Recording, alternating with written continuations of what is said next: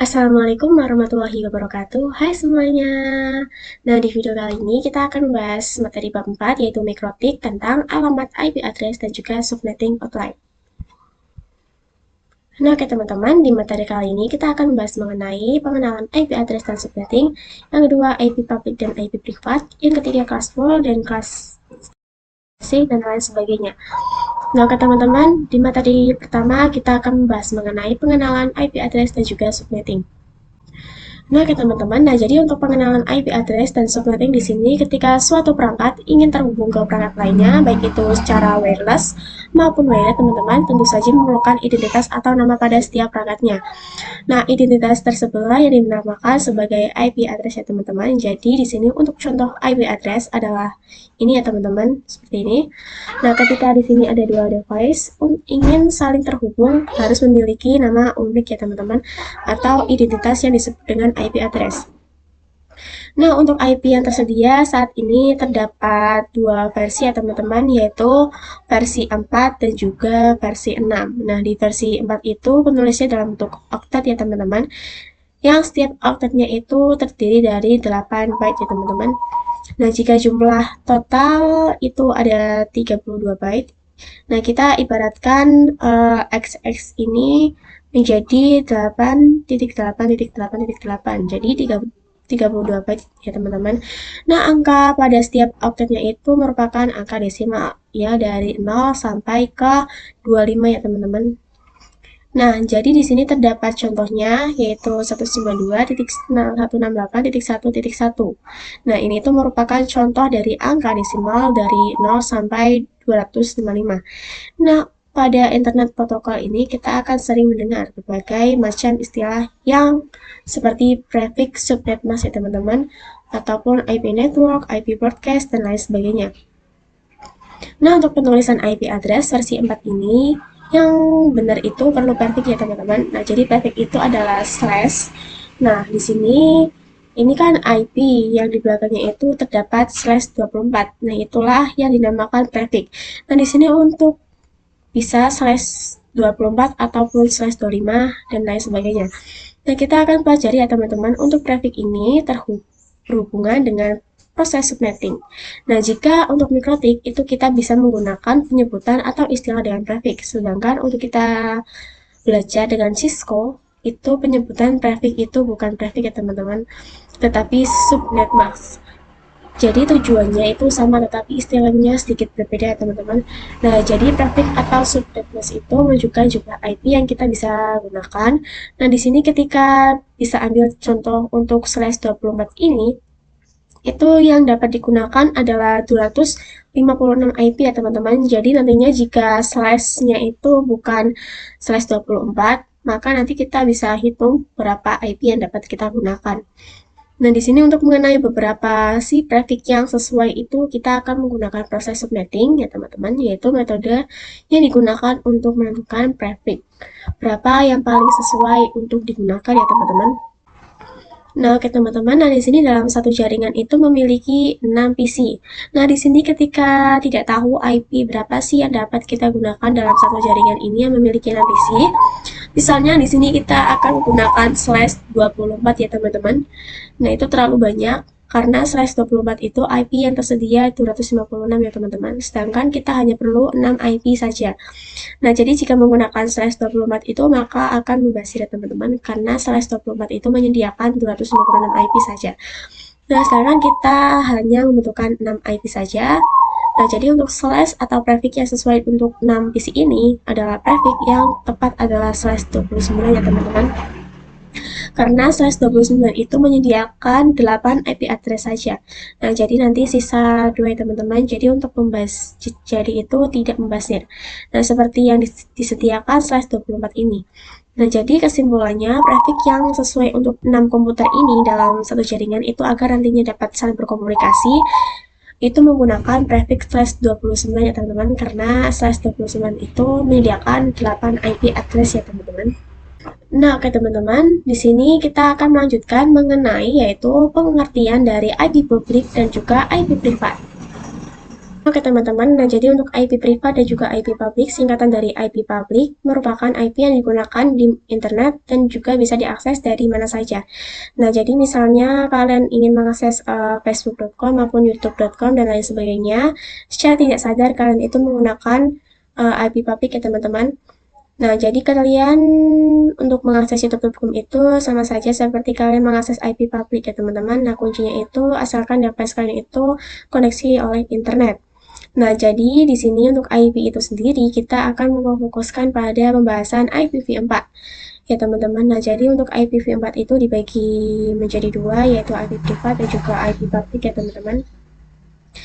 Nah, IPv4 itu sendiri memiliki 4 oktetnya ya teman-teman. Nah, setiap oktetnya itu terdiri angka desimal 0 sampai 256 ya teman-teman. Nah, di sini ketika akan belajar mengenai istilah IP privat dan juga IP public, karena di sini itu akan berkaitan dengan proses subnetting ya teman-teman. Nah, di sini untuk ciri utama IP privat itu bahwa IP tersebut hanya bisa mengakses dari dalam jaringan lokal ya teman-teman. Nah, tidak dapat langsung diakses secara internet. Nah, untuk contoh jaringan lokal itu misalnya ada web sekolah ataupun web kantor yang terdiri dari beberapa device. Nah, untuk web yang di kantor itu sekolah itu dipastikan menggunakan IP privat ya teman-teman. Nah, untuk alamat IP privat itu dibagi menjadi 3 kelas. Nah, setiap kelasnya itu berbeda-beda ya teman-teman.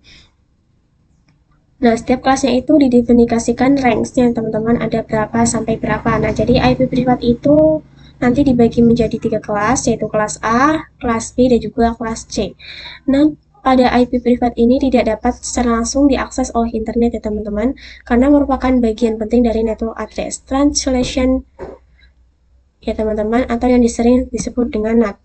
Nah, kemungkinan beberapa perangkat dalam jaringan lokal itu menggunakan suatu alamat publik tunggal untuk berkomunikasi dengan internet ya teman-teman. Nah, jadi nantinya ketika ada perangkat dalam jaringan lokal ini ingin mengakses internet itu harus menggunakan konsep NAT ya teman-teman. Nah, ini contohnya. Oke teman-teman, jadi di sini terdapat perangkat dalam satu jaringan lokal ya teman-teman. Ketika ingin mengakses internet nantinya akan terhubung ke switch. Nah, di sini anggap saja ini switch ya teman-teman. Lalu nanti akan terhubung ke router ya teman-teman, lalu akan dihubungkan oleh ISP. Nah, untuk konfigurasi NAT sendiri itu terdapat pada router ini ya teman-teman. Nah, oke teman-teman, dan materi ketiga kita akan membahas mengenai kelas full dan juga kelas slash pada ATC. Nah, jadi teman-teman, saat ini IP address yang dapat digunakan itu ada dua versi ya teman-teman, yaitu IPv4 dan juga IPv6. Nah, untuk IPv4 itu sendiri dibagi menjadi dua jenis, yaitu IP address privat dan juga IP address publik.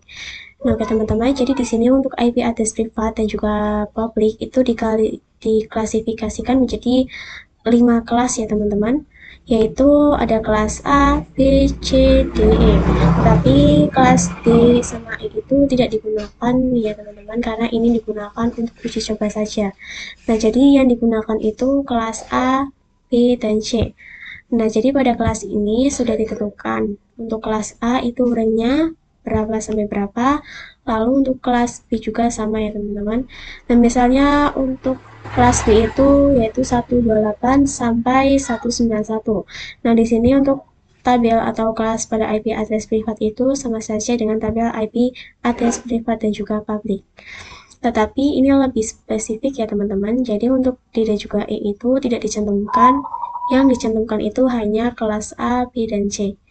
Nah, di sini terdapat contoh jika terdapat IP adalah 90 itu maka masuknya ke dalam kelas A ya teman-teman.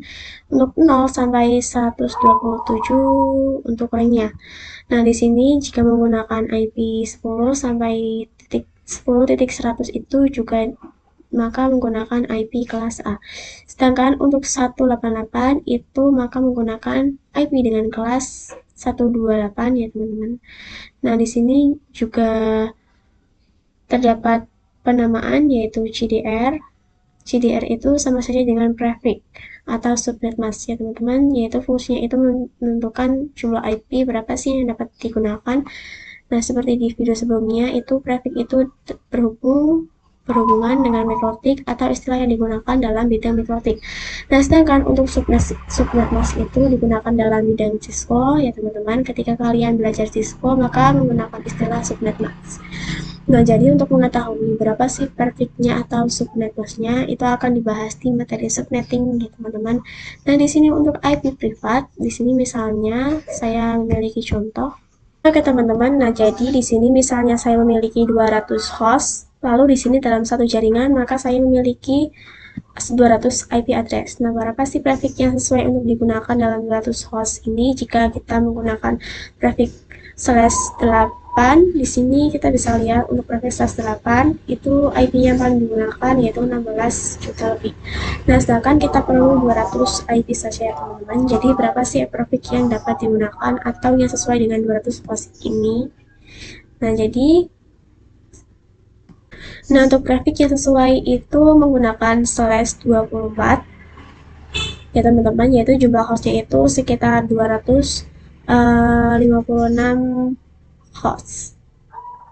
Nah, oke teman-teman, nah jadi pada proses subnetting ini kita tidak hanya mencari proses ya teman-teman, tidak hanya membahas mengenai prefix atau mencari prefix saja, tetapi di sini kita juga akan mencari yang namanya subnet mask IP network, nah atau IP broadcast dan range IP yang dapat digunakan ya teman-teman. Nah, jadi di sini untuk prefix dan subnet mask itu tujuannya sama ya teman-teman, tetapi jika prefix itu berbentuk CDR atau yang menggunakan slash, misalnya slash 28, slash 24, slash 25, dan lain sebagainya.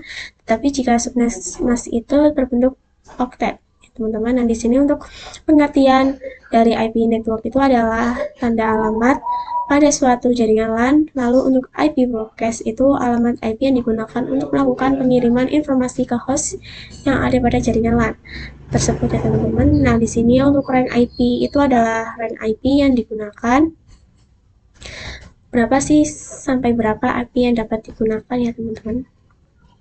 Kita bisa ke gambarnya. Nah, oke teman-teman, nah jadi ini adalah contoh kasus yang akan kita kerjakan ya teman-teman. Nah, di sini kita akan mencari prefix-nya berapa IP network-nya, berapa sih subnasinya, berapa IP focus-nya, berapa juga rank-nya. Nah, di sini kita akan menjadikan contoh untuk IP yaitu IP kelas B dan sebagainya. Nah, di sini sudah memiliki contoh gambarnya yaitu 12 PC atau 12 IP. Yang pertama di sini kita akan mencari prefix-nya berapa ya teman-teman. Nah, jadi untuk jumlah mencari prefix atau jumlah IP yang kita gunakan, kita dapat menggunakan perpangkat 2 ya teman-teman. Nah, perpangkat berapa sih yang mendekati jumlah host yang kita gunakan, tetapi itu melebihi, tapi tidak jauh lebihnya. Di sini kita bisa melihat perpangkatannya. Nah, oke teman-teman, kita bisa lihat perpangkatannya di sini kan lebih di 12 ya teman-teman, tetapi tidak jauh adalah 16. Jadi 2 pangkat 4 yang kita gunakan mencari grafiknya ya teman-teman.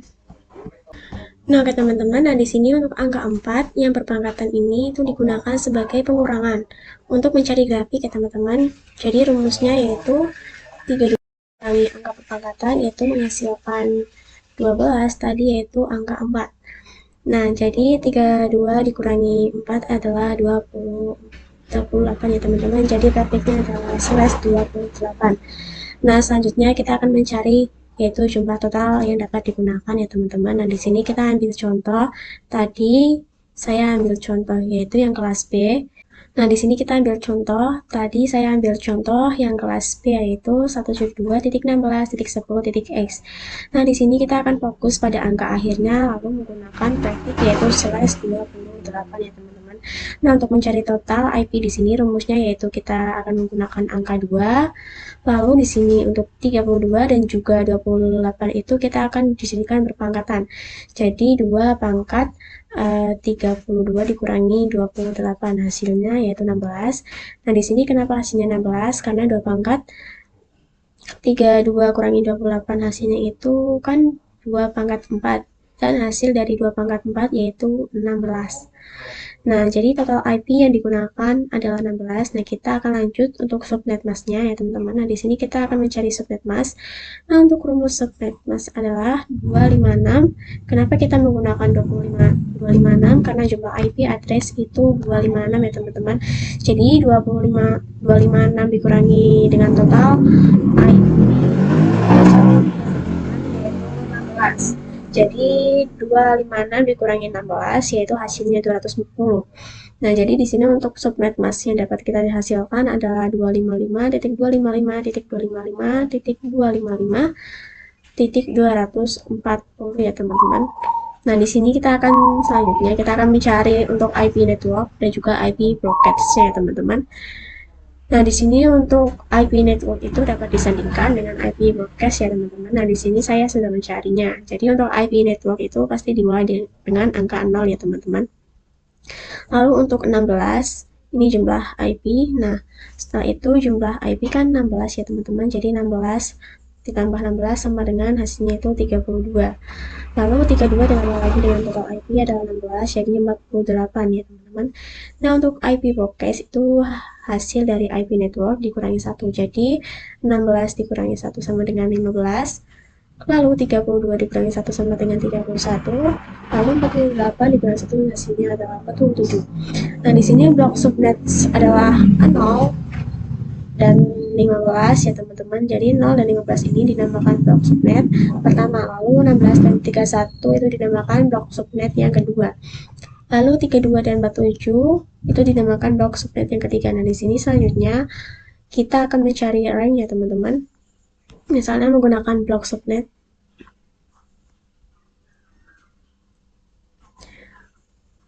Misalkan menggunakan blok subnet yang pertama, yaitu ini 0 dan juga 15. Nah, jadi karena kita menggunakan IP yang kelas B, maka di sini 172.16.10.0. Nah, sampai 15 ya teman-teman. Tetapi di sini untuk IP tidak dapat digunakan, yang dapat digunakan adalah 172.16.10.1 sampai 172.16.10.14. Kenapa tidak dapat digunakan? Karena dua IP itu telah dipakai atau digunakan oleh IP network dan juga IP broadcast ya teman-teman. Jadi 16 dikurangi 2 sama dengan IP network dan IP broadcast. Maka IP yang dapat digunakan adalah 14 ya teman-teman. Nah, oke teman-teman. Nah, seperti biasa kita akan menggunakan perpangkatan 2 karena di sini kita memiliki 60 PC. Nah, di sini kita akan lihat perpangkatan berapa yang sesuai ya teman-teman. Nah, di sini kita bisa lihat ya teman-teman, kita dapat menggunakan perpangkatan 2 pangkat 6 ya teman-teman, karena untuk yang mendekati 60 tetapi melebihi dan tetapi jauh itu 64 ya teman-teman. Ya teman-teman, nah jadi di sini ketika menggunakan 2 pangkat 6 itu hasilnya itu 64. Nah, di sini yang pertama kita akan mencari prefiknya ya teman-teman. Jadi untuk prefik itu menentukan jumlah IP yang nantinya yang akan kita gunakan. Nah, di sini 32 byte dari byte-nya itu teman-teman 324 itu dikurangi 6 yaitu angka perpangkatannya yaitu menjadi 26. Jadi hasilnya itu 32 dikurangi 6, 26. Jadi prefix yang digunakan adalah slash 26 ya teman-teman untuk 60 PC. Lalu selanjutnya di sini kita akan mencari total IP. Untuk rumus total IP adalah di sini kita menggunakan angka 2. Lalu nantinya 32 dan 26 ini kan jadikan pengurangan pada perangkat ya teman-teman. Nah, jadi seperti ini kita akan ibaratkan di sini menggunakan tanda kurung saja ya teman-teman. Jadi 2 pangkat 32 kurangi 6 sama dengan 2 pangkat 6 ya teman-teman. Nah, untuk hasil 2 pangkat 6 ini adalah 64. Nah, setelah itu di sini kita akan mencari subnet masknya ya teman-teman. Nah, untuk mencari subnet mask kita menggunakan rumus 256 ini jumlah IP address lalu dikurangi dengan total IP yaitu 64 ya teman-teman.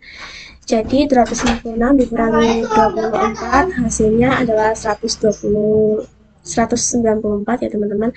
Lalu untuk subnet mask yang dapat dihasilkan adalah 255.255.255.194. Ini adalah subnet yang dapat dihasilkan. Lalu di sini kita akan mencari yaitu IP networknya dan IP broadcastnya. Seperti biasa untuk IP network itu dimulai dari angka 0.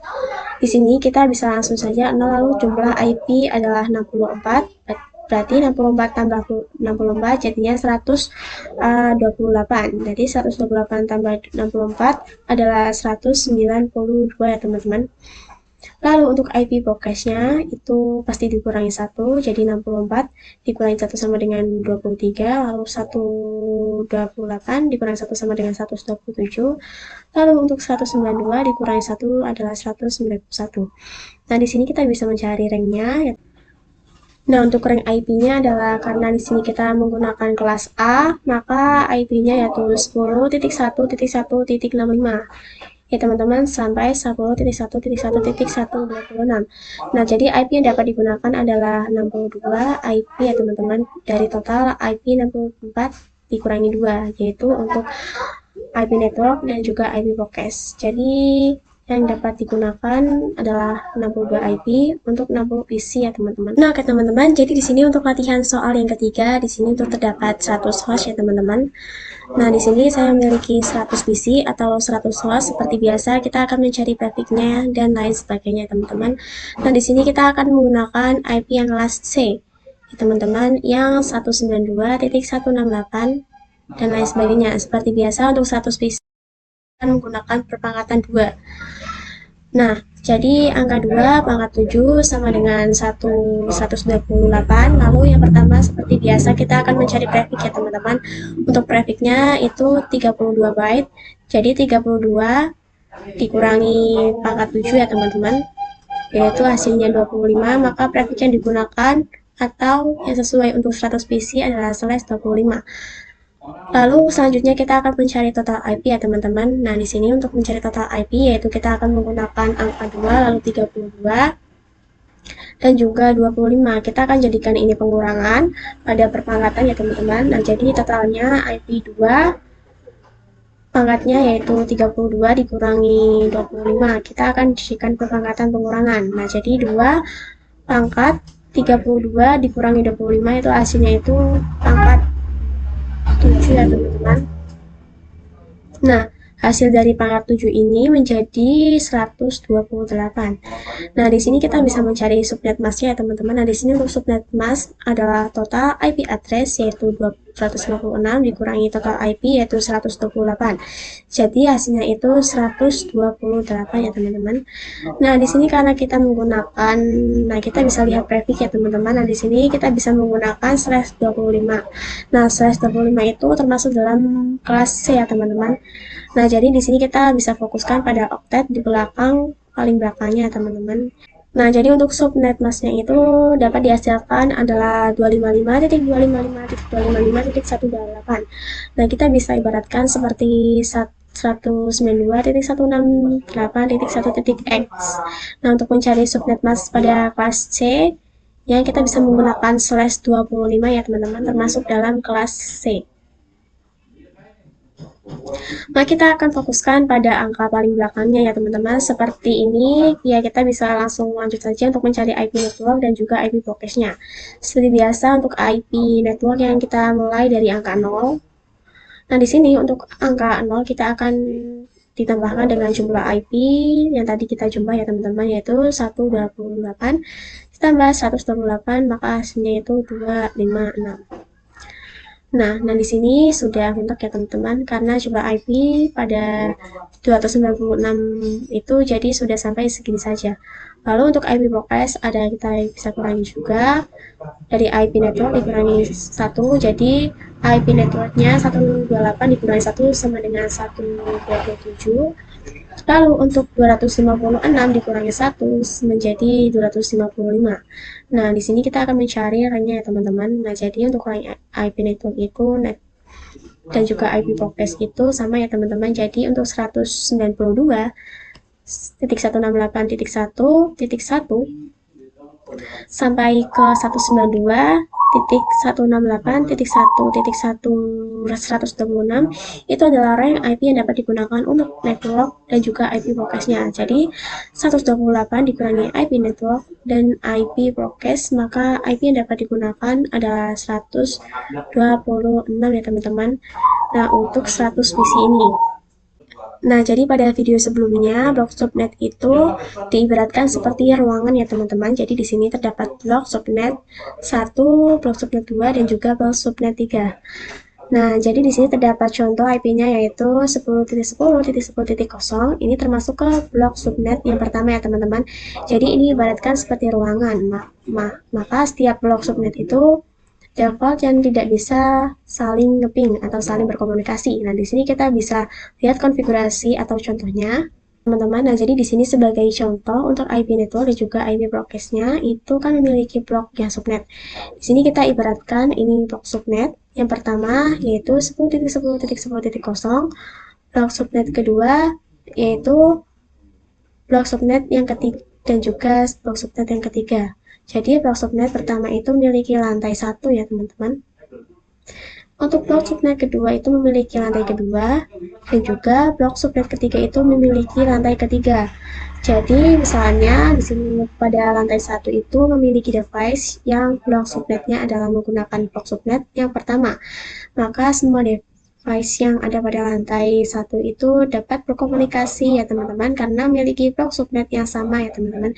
Sedangkan jika lantai 2 ingin berkomunikasi ke lantai 1, itu tidak akan bisa ya teman-teman karena blok subnet itu yang dapat digunakan berbeda. Nah, di sini untuk lantai 1 menggunakan blok subnet yang pertama dan lantai kedua itu menggunakan blok subnet yang kedua. Sebenarnya dapat juga diakali ya teman-teman dengan cara routing dan sebagainya. Tetapi itu kita akan membahas nanti ya teman-teman. Nah, di sini juga ada contoh yang kedua yaitu memiliki 2 PC. Nah, yang memiliki blok subnet yang sama jadinya dapat saling berkomunikasi ya teman-teman. Nah, sedangkan untuk PC 2 dan juga PC 3, nah di sini untuk PC 2 itu menggunakan blok subnet yang pertama ya teman-teman. Dapat dilihat sendiri dari IP-nya yaitu 10.10.15. Dan untuk PC 3, nah di sini itu menggunakan blok subnet yang kedua ya teman-teman. Nah, IP-nya itu 10.10.10.61. Nah, ini itu merupakan blok subnet yang kedua. Jadi antara PC 2 dan juga PC 3 itu tidak dapat saling berkomunikasi. Blok subnet itu berbeda ya teman-teman. Oke teman-teman, jadi delivery type itu mekanisme pengiriman data ya teman-teman. Jadi di sini untuk delivery type-nya itu dibagi menjadi 3, ada unicast, multicast, dan broadcast. Nah, jadi untuk unicast itu one-to-one communication ya teman-teman. Jadi pengiriman data yang pengirimannya itu dapat di satu host saja ya teman-teman. Contohnya yaitu penggunaan atau komunikasi cara kerja dari IP address kelas A, B, dan C teman-teman. Jadi di sini untuk satu host itu mengirimkan satu data saja. Yang menerima adalah satu ya teman-teman. Nah, selanjutnya yang multicast. Nah, yang multicast itu adalah one to many communication. Ya teman-teman, jadi di sini pengiriman data dari satu host ke beberapa penerima yang dalam satu grup ya. Nah, ini contohnya adalah cara kerja dari IP address kelas D, walaupun di sini kelas D itu tidak digunakan, tetapi ini merupakan termasuk cara kerja dari multicast yang untuk delivery type-nya. Nah, di sini satu host itu mengirimkan data dan penerimanya itu tidak hanya satu, yaitu beberapa ya teman-teman. Nah, di sini untuk juga ada broadcast yaitu one to all communication. Itu pengiriman data ke semua host yang masih dalam satu jaringan atau dalam satu broadcast domain ya teman-teman. Nah, di sini terdapat ilustrasi. Nah, di sini satu host mengirimkan data ke dalam device yang memiliki satu jaringan yang sama yaitu broadcast domainnya ya teman-teman. Nah, itu digunakan dalam broadcast ya. Nah, oke teman-teman, di sini untuk materi yang terakhir pada IP address, berarti kita akan membahas mengenai konsep switch dan router ya teman-teman. Nah, oke teman-teman, jadi di sini kita akan membahas mengenai konsep switch dan router ya teman-teman. Nah, untuk switch itu sendiri untuk mengkoneksikan perangkat yang satu network ya. Jadi menghubungkan perangkat yang memiliki satu jenis network. Nah, untuk router itu mengkoneksikan perangkat yang berbeda network ya teman-teman. Nah, di sini kita bisa lihat ilustrasinya. Di sini misalnya terdapat dua device atau dua perangkat ya teman-teman memiliki satu network. Maka dapat saling terhubung ya teman-teman. Baik menggunakan wireless maupun wired. Nah, kita akan lihat ilustrasinya. Nah, semisal di sini ilustrasinya seperti ini ya teman-teman. Untuk sebelah kiri, di sini gambar terdapat jaringan memiliki network yang sama ya teman-teman, yaitu satu blok. Misalnya kita menggunakan blok pertama, jadi misalnya di sini menggunakan 10.1, 10.2, 10.3 dan 10.4 itu berarti menggunakan blok pertama ya teman-teman. Ini dapat saling terhubung jika menggunakan switch ya teman-teman. Nah, di sini untuk gambar yang sebelah kiri itu menggunakan blok subnet pertama dan untuk sebelah kanan itu menggunakan blok subnet yang kedua.